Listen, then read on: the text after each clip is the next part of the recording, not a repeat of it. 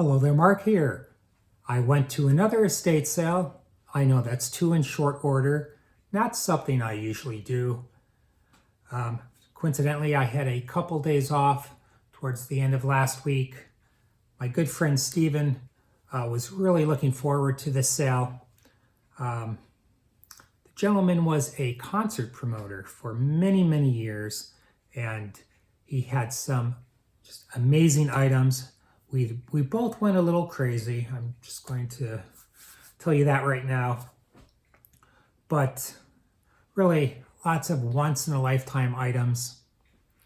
I did not shoot a lot of video, but let's see, we were there on the first day, and then we went back on the third day. He went all 3 days. His girlfriend, I call her Saint Sarah, was there on the third day, just to make sure that things did not get too out of control. Anyway, the concert t-shirts, unreal. So the video that you're going to see is from day 3, and there were that many left. And these t-shirts go for $400 and up. Many of them. Well, they weren't giving the t-shirts away, but they were certainly priced where if you're in the business of flipping t-shirts, you could make 100% profit, no problem.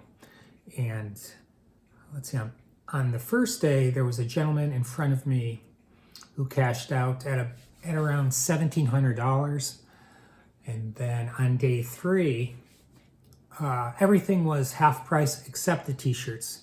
They knew that after the sale, they would be able to still sell these at a premium. They weren't looking to liquidate the t-shirts.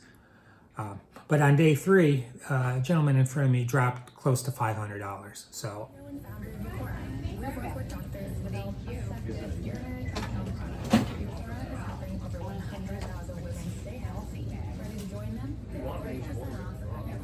Okay, do you mind?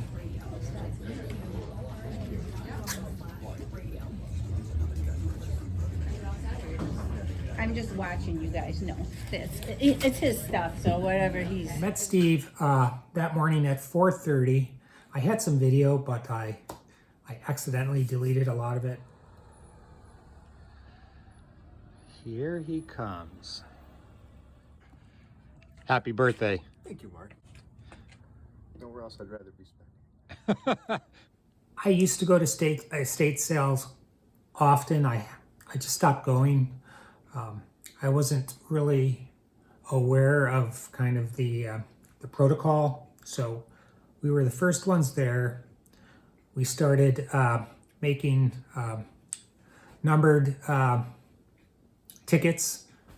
So the second car rolled up to my car. I handed him a ticket out of the window, etc., etc.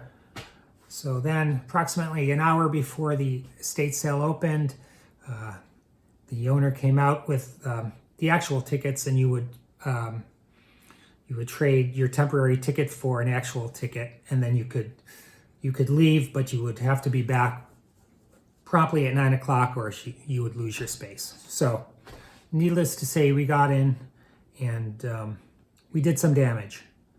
And Steve is going to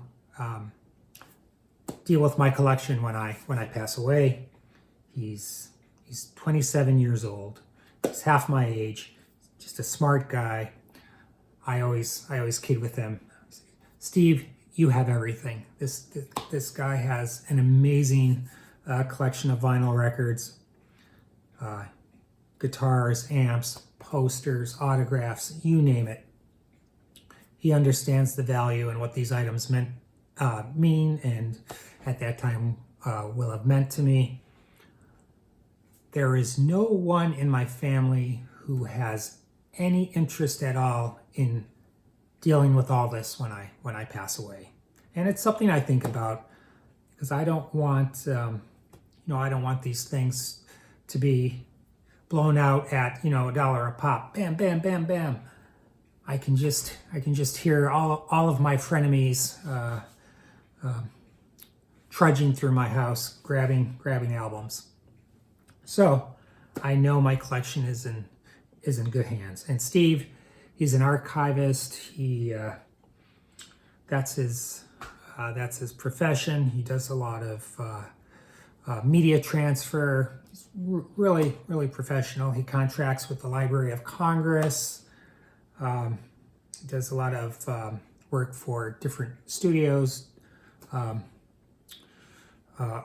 audio rips as well, high resolution files. So, I mean, he's the perfect man for the job. Anyway, I'll stop blabbering and show you what I got. So, I'll show you what I purchased on day 1 and then on day 3. And again, on day 3, everything was half price. So, on day 1. And I would say the albums initially, again, they weren't giving them away, but they were probably marked at between 50 to 60% of what they would be in a retail record shop. So the thing is the condition. The condition on the albums is just extraordinary.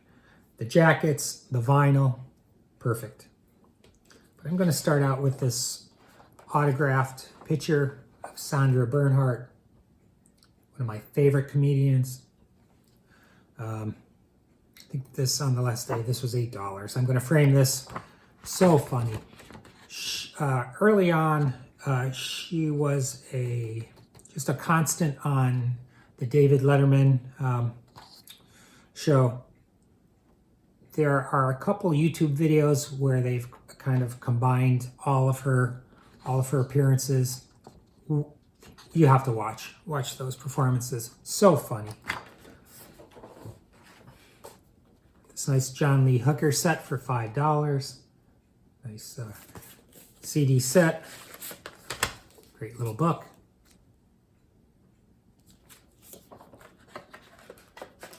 Then I may show you the odds and ends before I show you the records.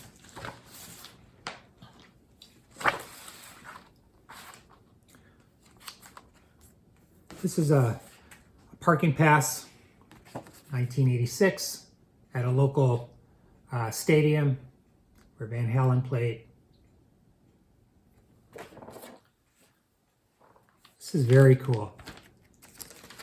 This is the iron-on. Yes, the Mothership Connection.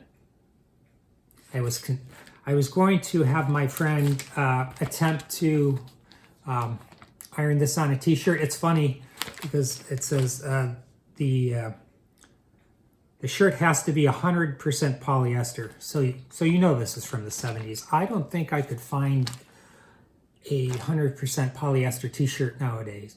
Anyway, I've decided to just marry this with the album. These are hard to find. That was $10.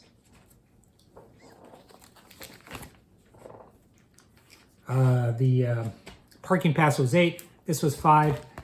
Great promo shot of Los Lobos.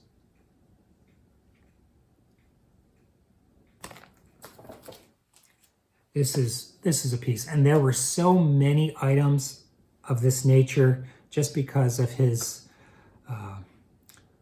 job. He was the promoter. The promoter would often align catering, just kind of whatever the band needed. He would make sure that they were well taken care of. This is from Woodstock, 1999. This is a West Stage running order pamphlet signed by George Clinton and Bernie Worrell. Bernie is one of my favorite keyboard players. Incredible. He passed away this past year. Just amazing.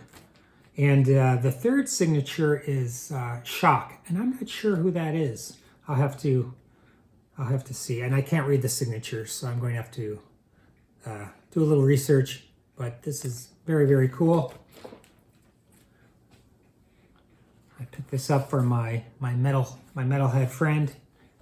This is an Iron Maiden promo shop. This is another piece that I'll frame. You just don't see this every day. I'm a huge fan of the Talking Heads, of course, David Byrne. So the promoter had David sign what looks to be a catering order slip for Superb Catering, a rare job well done.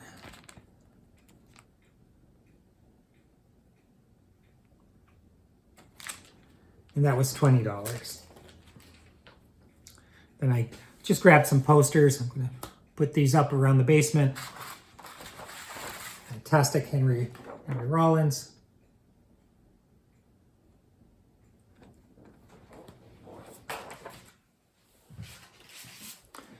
I grabbed actually two of these, one for my buddy Sean. We're both huge Weezer fans early on, probably up to was it the 5th album? Anyway, this is a promo poster for Pinkerton, second release. This is not going to show well, so I just may give up here, but you kind of get the gist.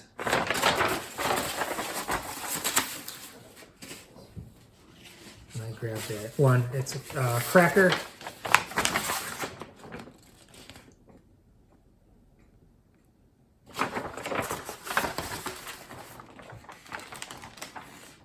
KMFDM, very cool poster. The bottom was intentionally left blank, so the venue could fill it out with their information. Very, very cool. All right, we'll continue with the vinyl. And the most I paid for a single album was $20. That was the exception, because most of the albums were substantially less, especially on day 2. So I'm going to start out with this classic, Willie's Blues, Willie Dixon and Memphis Slim. This was released, you know, of the OJC titles. This is an OBC title, original blues classic, and this sounds phenomenal. First of all, what an iconic cover! What a picture! I've had the chance to play this, and it just sounds incredible. It sounds like you're recording the album in the living room. I do have another pressing of this classic. It was part of an Analog Productions reissue set that I purchased, and I haven't done a comparison, but I can't imagine that it's much better than this pressing.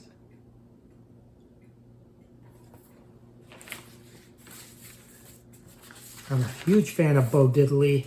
I've never seen this title before. This is really late into his career. This was released in 1989. Very cool cover. Bo Diddley, Breaking Through the BS. This was $8.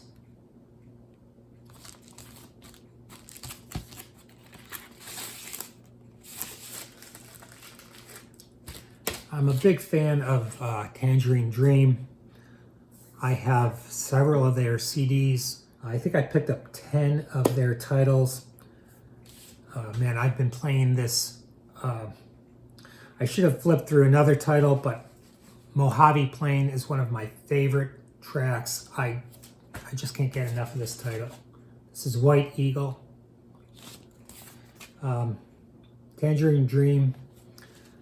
Ambient, electronic music, they had a really long career, just really solid composition, sometimes with electronic music, synth-based music.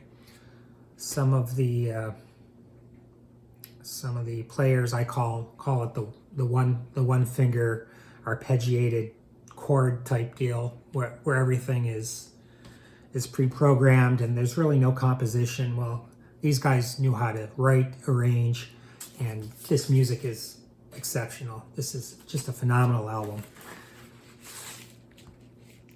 Virgin label. Stratosphere, another great title. Let's see, that was 5. This was 8. The jackets are so nice and crisp. A few of these are cutout albums, but I've said this before. That doesn't bother me in the least. Many of these were from a reissue series from 1981 on the released in the U.S. on the Virgin international label.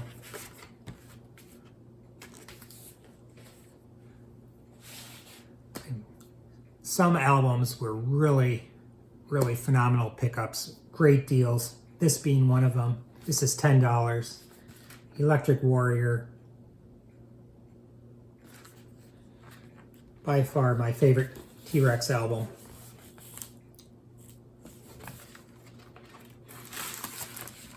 On the Reprise label. Of course, Bang a Gong. But I love Mambo Sun, Cosmic Dancer. That's my favorite on this album. Fantastic. This was $10 as well. Albert King, Years Gone By. This one's on Stax.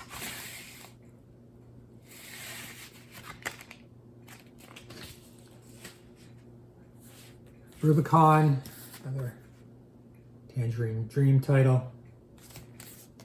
Great visuals on the jacket.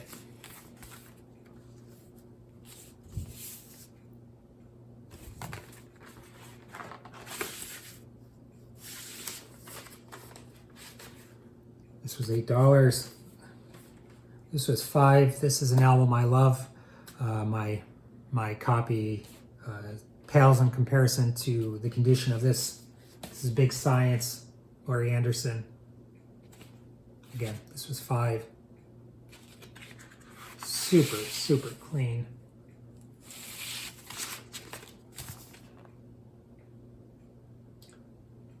This gentleman had great taste in music.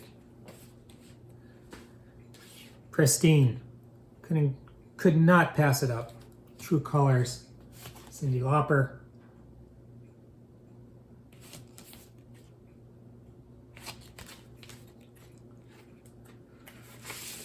This perfect inner sleeve.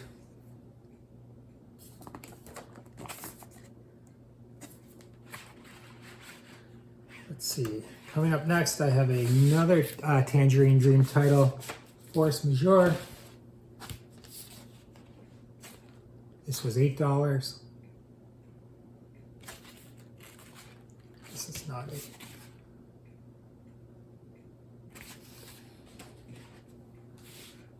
This was $5. Cyclone.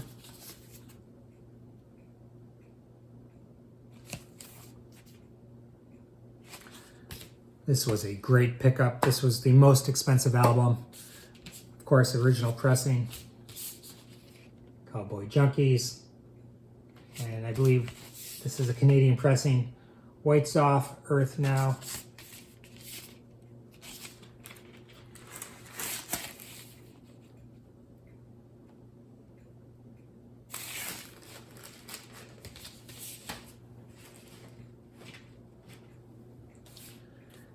Tiger, Tangerine Dream. This was $8.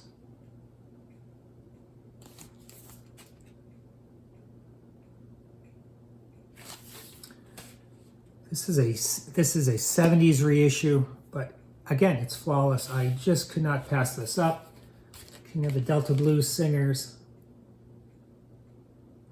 Robert Johnson, of course.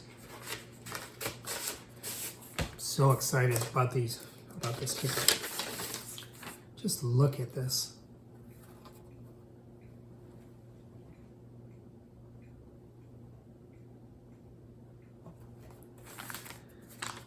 have another Tangerine Dream title. 10 gram.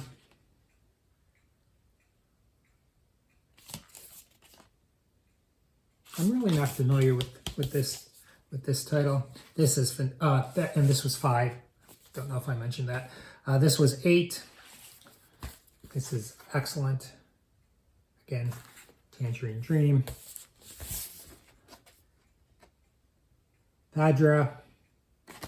Excellent album.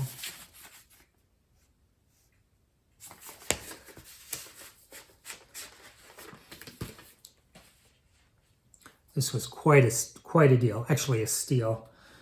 $8. Avalon, Roxy Music.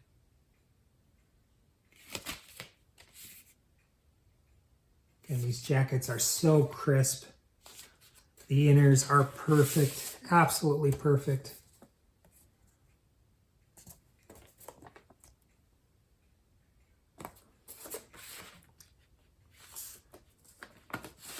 This is so clean. Look at this jacket, the Bob Seger system. This was $5.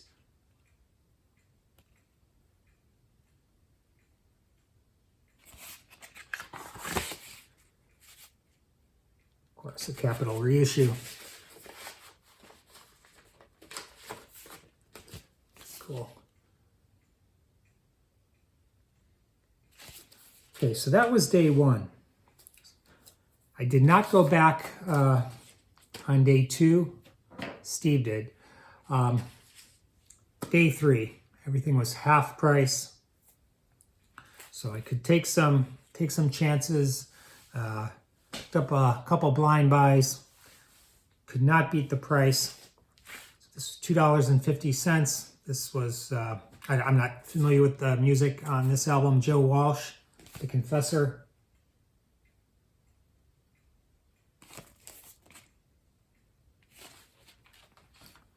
$2.50 on the border. Look at that jacket. The Eagles.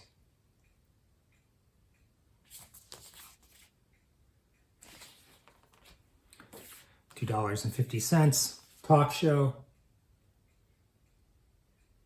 Pristine. Of course, the Go-Go's. Beautiful sleeve.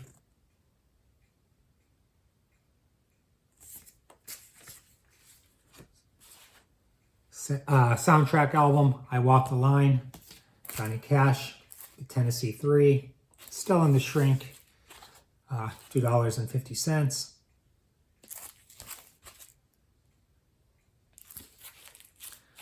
This is John McLaughlin with the One Truth Band, Electric Dreams, again, $2.50. I'm not familiar with music on this LP. It might be fusion, possibly. This was $5. Soundtrack to The Breakfast Club. Of course, Don't You Forget About Me. Simple Minds, right? Yeah. What else? Wang Chung, Fire in the Twilight. This is a reissue from the 80s. Of course, Traffic. John Barleycorn, Must Die.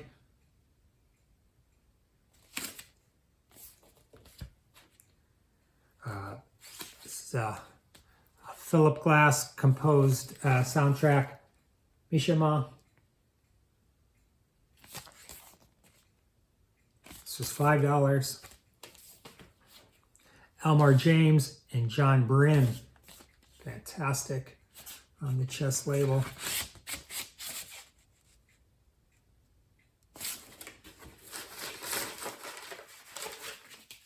$5. $5. Glassworks, Philip Glass. Nice UK Greatest Hits collection. This was $4. Beach Boys.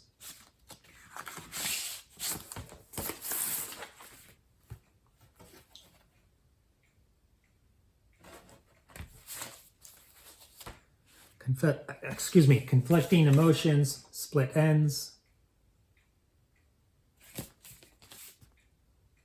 This was $4. This was $4 as well. Smash hits.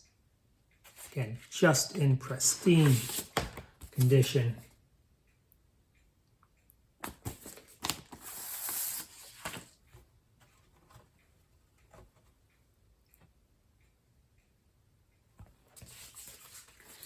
The Vapors, Nuclear Days, $4.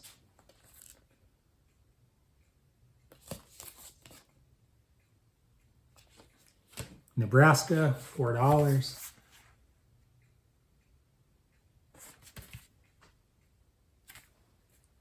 Compilation album by The Who, Meaty Beaty Big and Bouncy.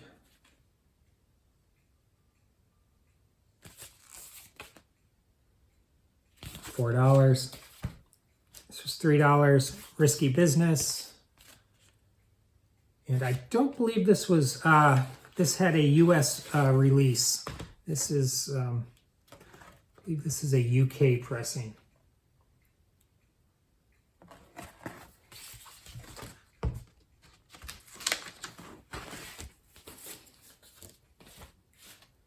$2.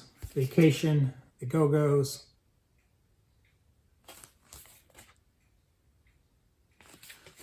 Picked up one 12-inch single, Heart and Soul, to Paul. This was $1. Used to love that track when I was young. $2.50, Wang Chung. Of course, Dance Hall Days.